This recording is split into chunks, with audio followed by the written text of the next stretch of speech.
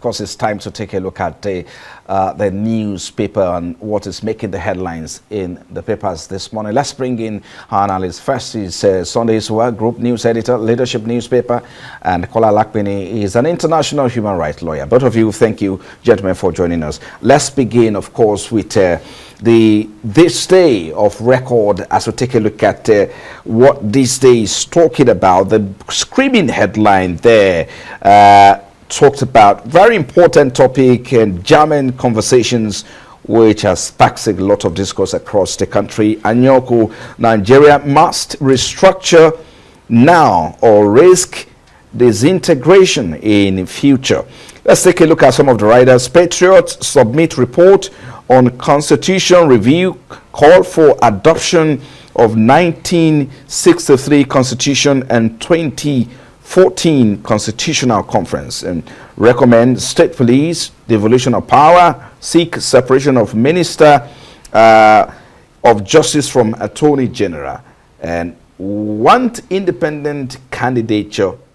Defector should lose his office. I think that's what this day is saying. And let's take a look at some other headlines there.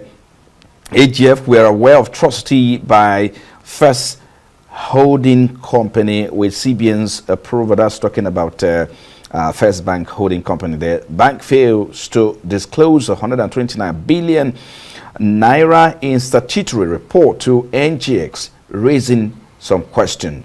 That's it there for you. Oil blocks, court throws out suit against NUPRC. Komolafe fines NGO. Well, knocks for Paulo for warning Obi not to visit Edo without approval.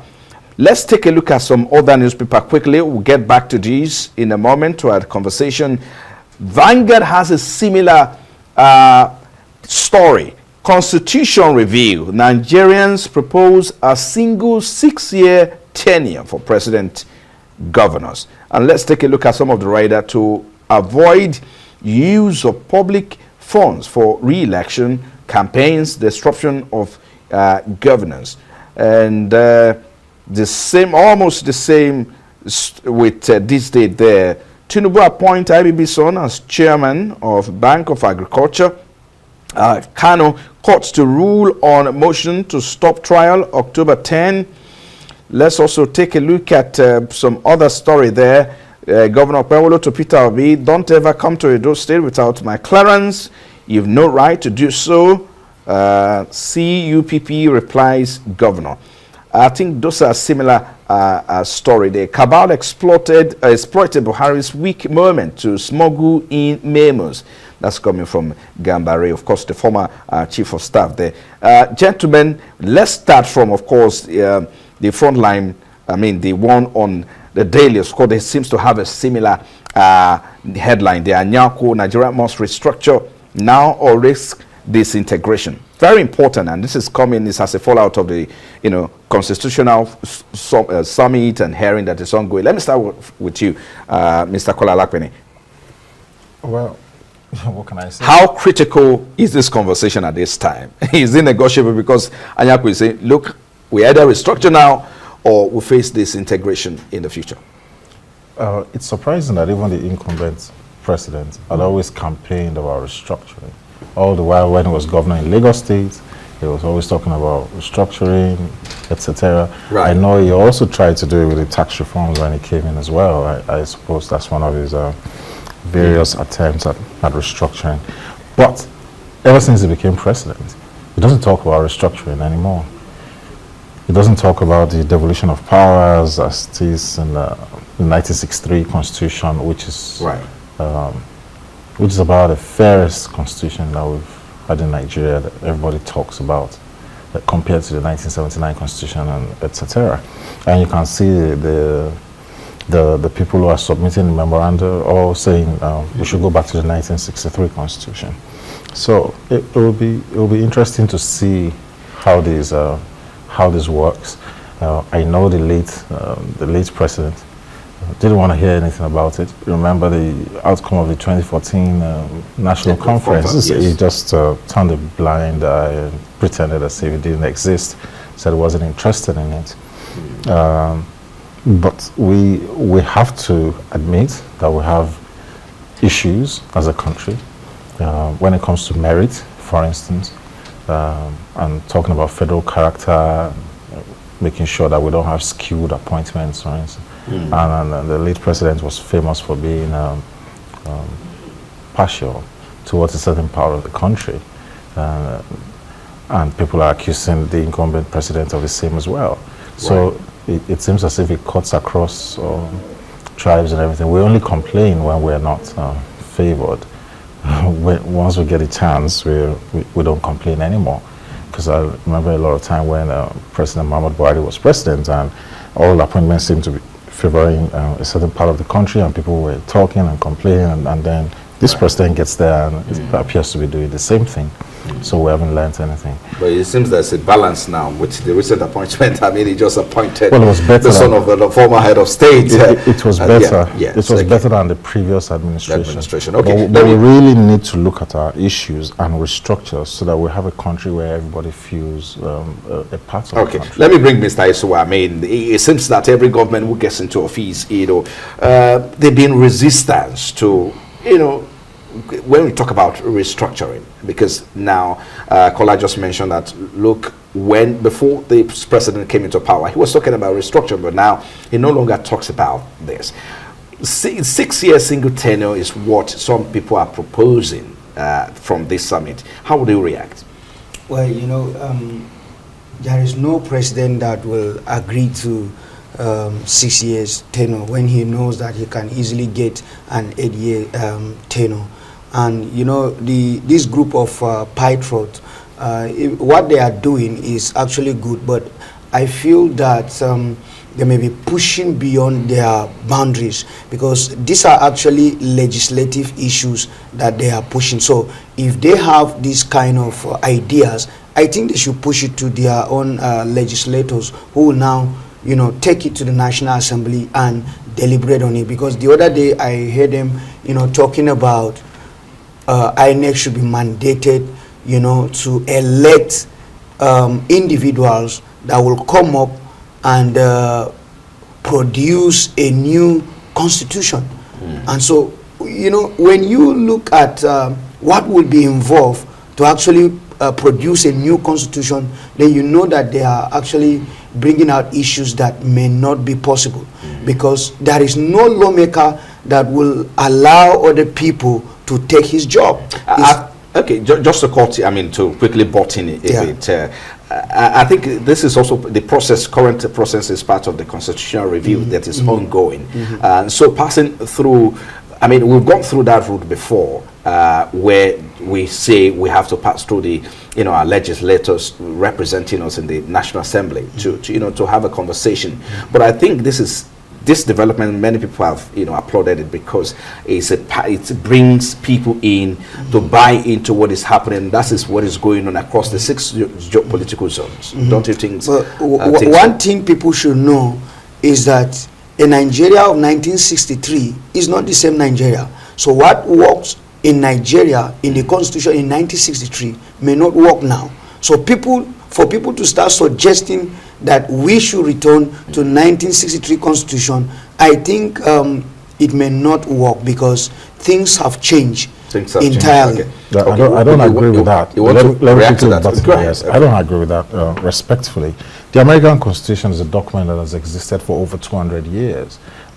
Granted, they've had a few amendments to it, but it's a living document. The founding fathers of that country had a futuristic, idealistic, egalitarian society after the repressive regime under the British. And so every once in a while they tinker with that constitution by bringing in an amendment, first, second, third, etc.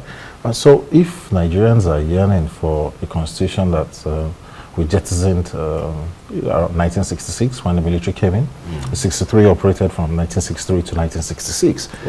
It shows that there is some fairness in it, and that's why everybody is clamoring. That's the constitution we gave ourselves. That was the first constitution we gave ourselves. Yes, we wrote it, we designed it, we created a real gem. So people yearn for that equality and justice that is there. It might not it might not fit in wholesomely with the year which we're in now, but we can tinker with it and pick the useful. I think the conversation is still ongoing. Oh, hopefully we'll be able to perhaps come up with, each zones will be able to come up with, what we can adopt collectively. But let's quickly run and take a look at some other headlines. A Punch newspaper is next. Let's take a look at Punch now. Inside 3,500 per day elite London clinic where Buhari died. What happened? The writer there is saying that hospital boasts modern equipment, 900 doctors, treats over 120,000 patients yearly. NMA, MD, CAN, and NAD condemned leaders' lavish medical tourism. Wow. Per day, 3,500. Because some will say, look, it's enough for us if the leader put their foot on ground and put out health sector in proper perspective. Perhaps will not be talking or where we are now. Let me start with you, Sunday. Well, it's actually disheartening to hear that that kind of amount of money is being spent by Nigerian leaders. It's unfortunate that it's not only former President Muhammadu Buhari that was patronizing that hospital. We have many Nigerian leaders that also, we are actually in the same hospital as at the time that President Muhammadu Buhari died. And during the Buhari's administration, billions were spent, were sink into the State House clinic. And the wife of the former president, Aisha Buhari, said that with that kind of amount being spent in that clinic, that there was no need for international travel for medical check-up, medical treatment, and all that. But we see that despite the spendings, the same, issue is coming up year in, year out. So it is not. I think it's not about the fact that we don't have quality hospital. It's about the fact that our leaders don't trust our hospitals. They don't even want to provide, the needed infrastructure in the hospital. They don't use, and I think is very bad. Because so as a country, since we're not using it, why should I even? Why should we be spending that kind of money? Yes, because of our time, I would like to come in on this one. Let's go to what leadership is saying. Let's look at leadership newspaper quickly and look at what this particular story is, talking about. Leadership talks about why Buhari was reluctant to sack ministers, ex-COS Gambari, coming from him there. Let's quickly take a look at this one, particularly which says that Atiku's exit from PDP not new. We expect his return. I'd like to bring you on this one, Mr. Alakpeni, because if you look at the acting national chairman of PDP, Damagun, downplaying, former vice president, and say, look, and if you look at it, the truth is that Atiku has left PDP in the last, since 1999, if you count it, he's left his return, but downplaying rather, the former vice president. Do you think that PDP will be missing anything?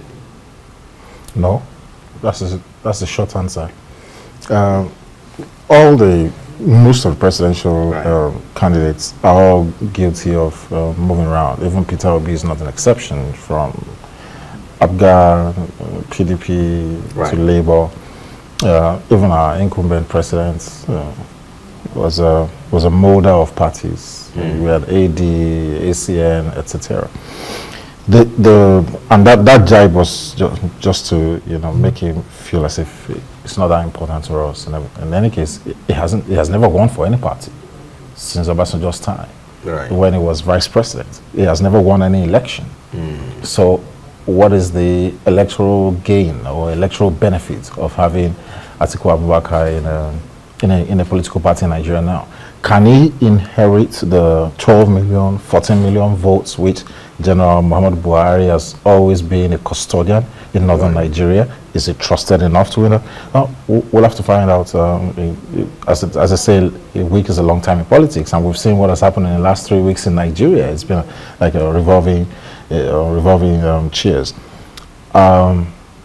It all boils down to one thing. We don't have parties with ideology. We don't have politicians with conviction. And Atiku is going to wreck any party which he goes to right now. Right. It's going to destroy the ambition. It will have the money to secure the nomination, but he's not going to win. Age is not on his side. It seems not to be able to connect with a wider network of Nigerians. Right. For some reason, maybe due to his tussle with OBJ during the OBJ years and everything, and he has always fought himself consistently, fought his way out in court. The challenge with this new coalition or whatever they're building together is who is going to lead, who's going to bury his ambition. And even 80-year-old man is still coming back. He's been running perennially since 1992 SDP primaries. If he still wants to come back and run again, it's going to tear the soul of the party. That was what happened in the last election. Okay, let me bring in, Sunday on this one. Why Buhari was reluctant to sack ministers, ex-chief of staff, Gambari, speaking up there. If you look at, the usually, most Nigerian presidents, they hardly sack.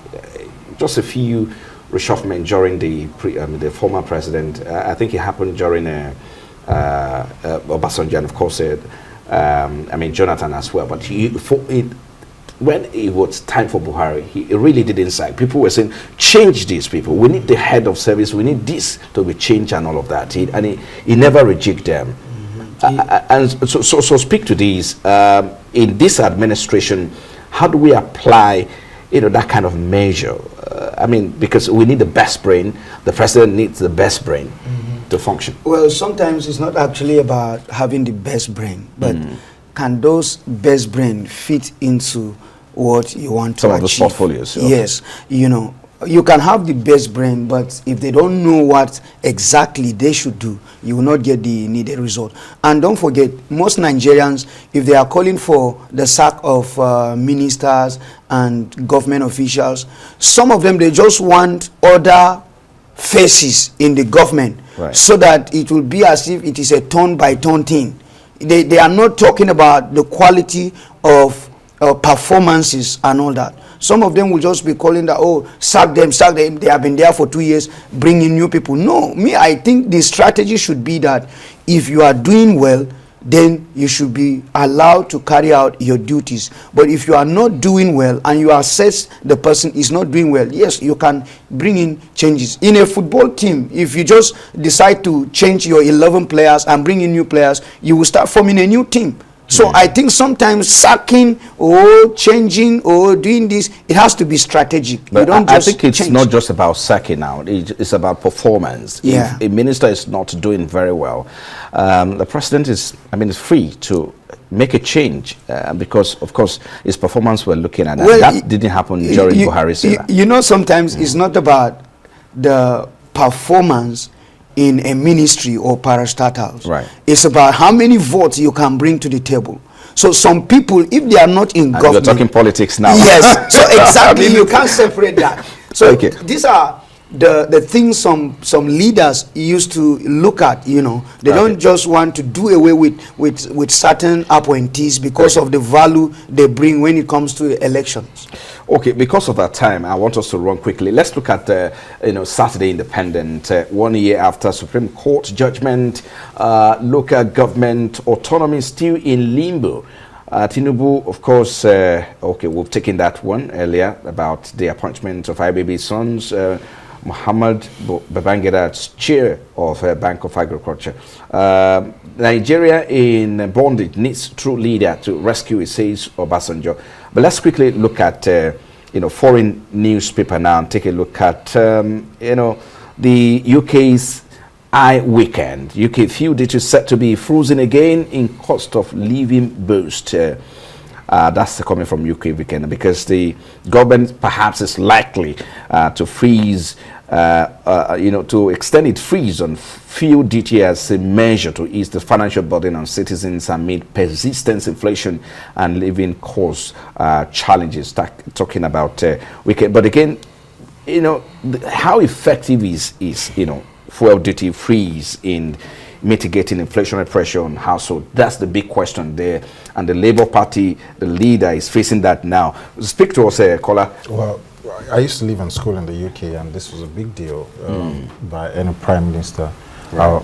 So the time when I was living in the UK, landing cost of fuel was about 90p, or there about 45p or 90p, and then it was an added cost that drove the pump prices to like £1.17, and at another time we were at £1.45. So when we're talking about fuel subsidies in Nigeria, this is a fuel subsidy for the UK people.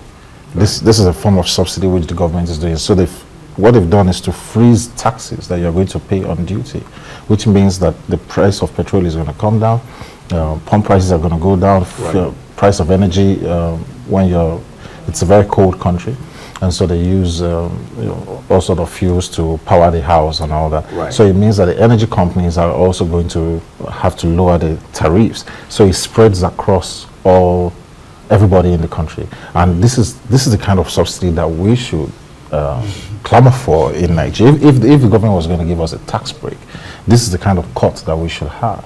The government does it from the source, so it goes down, it trickles down to everybody. You can give a subsidy on electricity tariff, for instance, because that's another thing that touches every home. And if we can just give a little. Well, the president seems to be in a dilemma now. Rachel Reeves, who is leading that, is in a dilemma now, and of course, the question is on public financing actually, which they are torn between whether to continue to extend that little subsidy or perhaps bring it to. Every leader will always face that challenge of when and where to stop the gravy train. But as President Tinubu said, let the poor breathe. You cannot be say the UK Prime Minister, for instance, you cannot be in motorcades, living in a fancy house and all government paid.